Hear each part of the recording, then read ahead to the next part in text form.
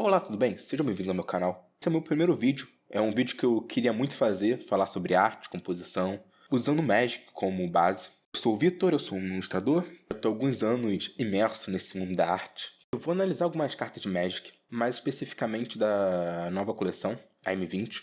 Por que Magic? Porque, para quem conhece do jogo, sabe que tem artistas muito competentes e muito variados no jogo. Entender e estudar essas artes é uma forma fantástica de evoluir como artista.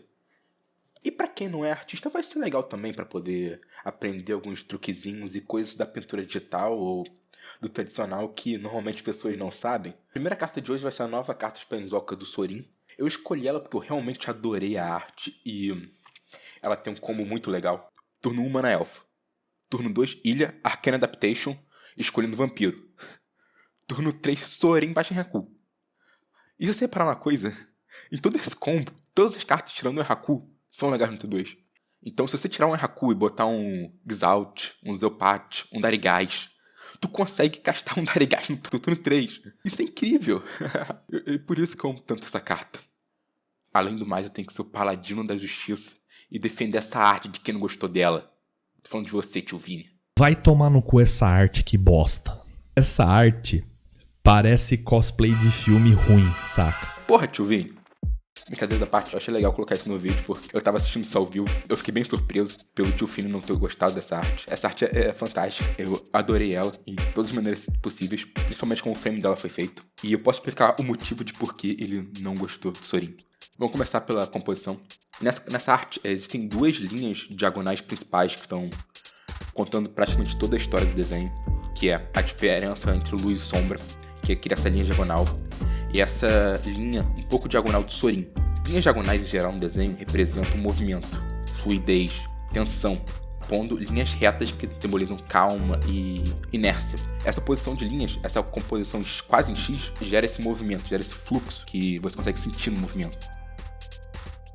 Valores. Eu vou separar essa arte em 4 valores. A arte tem duas separações de valores muito claras, a luz e a sombra. Isso foi fantástico, como o artista conseguiu fazer isso. Ele pensou propositalmente deixar quase um terço da arte em sombra. Quase um chiaroscuro.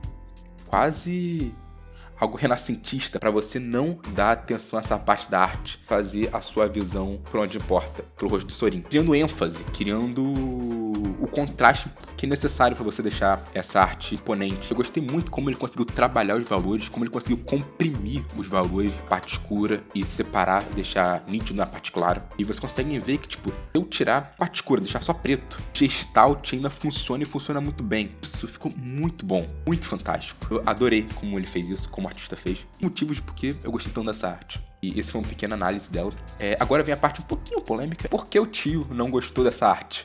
Ele é um velho chato. Brincadeira da parte. O Case Stone, ele normalmente trabalha muito com 3D nas suas artes. Coloca tudo em 3D. Usar 3D em arte, pra quem não trabalha com isso ou não estuda, pode parecer um absurdo, mas é algo extremamente comum na maioria dos artistas. O que é bem comum no mercado. O Chase acabou usando demais isso sem simplificar tantos planos. Isso faz com que a pintura se torne um pouco realista demais, caindo um pouco no Uncanny Valley. No meu caso, eu realmente gostei de como o Sorin ficou. Parece um tiozão roqueiro dos anos 80, mas eu entendo porque o tio Vini pode não ter gostado tanto. Outro exemplo do que aconteceu com isso foi a Tamil, e eu particularmente não gostei tanto da Tamil, mas, por exemplo, o Rafa do Formato Fofã adorou exatamente por isso, demonstrar as características asiáticas da Tamil, que a maioria das artes não tinham tanto esses traços asiáticos. É isso, arte é assim, arte é abstrata, às vezes pode agradar um e desagradar outro. Por exemplo, essa do Sorin, eu adorei ela, e ela é fantástica, mas tem gente que não gostou, normal.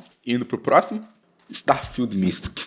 Eu não tinha reparado quão bem feita é essa arte antes de parar para analisar.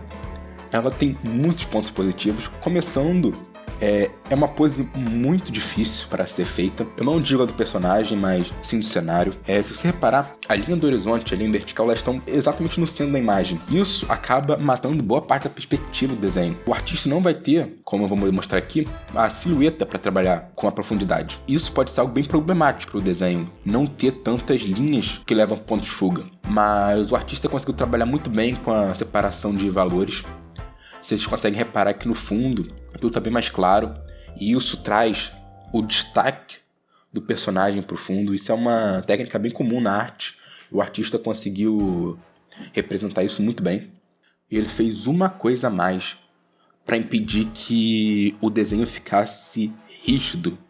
E, assim, crianças, não tentem isso em casa. E eu daqui a pouco explico. Primeiro eu preciso passar pela composição. Esse excesso de uso de linhas horizontais que gera uma grande estabilidade no desenho, com o contraste fantástico da figura. Nada nesse personagem está alinhado. Nada. As pernas não estão alinhadas, os braços não estão alinhados, os deltoides não estão alinhados. E isso é incrível, como ele conseguiu trabalhar isso, como ele conseguiu trabalhar a diferença que você consegue ver do rígido da construção do ser humano com a fluidez do personagem.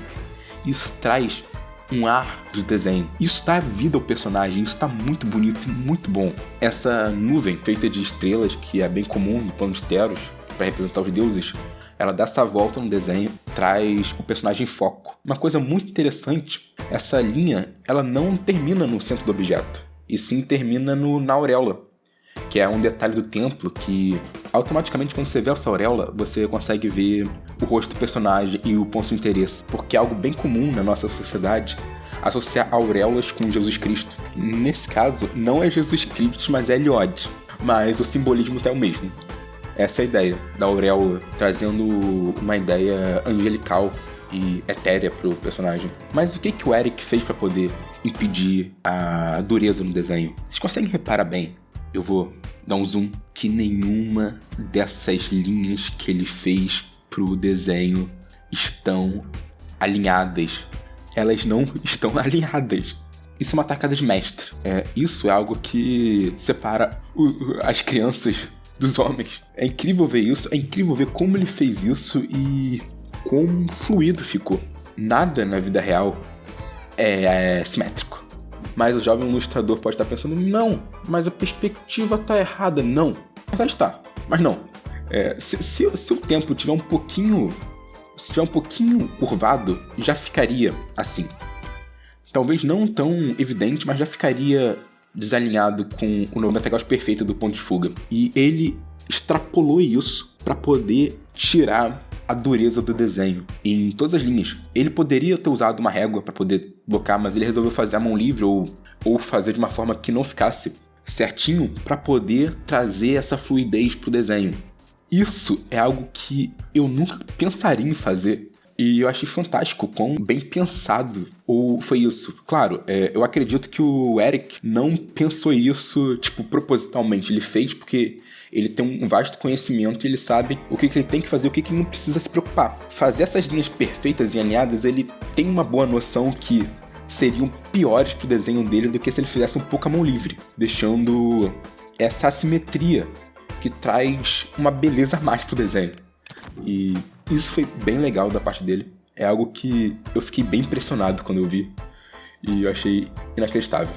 Então é isso. Se você chegou até aqui, deixa um like. Me siga no Instagram, que tá na descrição. E me siga na Twitch, twitch.tv/VitorLopes. Eu não posso botar a Twitch aqui, porque senão o YouTube não ranqueia tão bem o vídeo. Valeu, falou, um abraço, até a próxima. Tchau!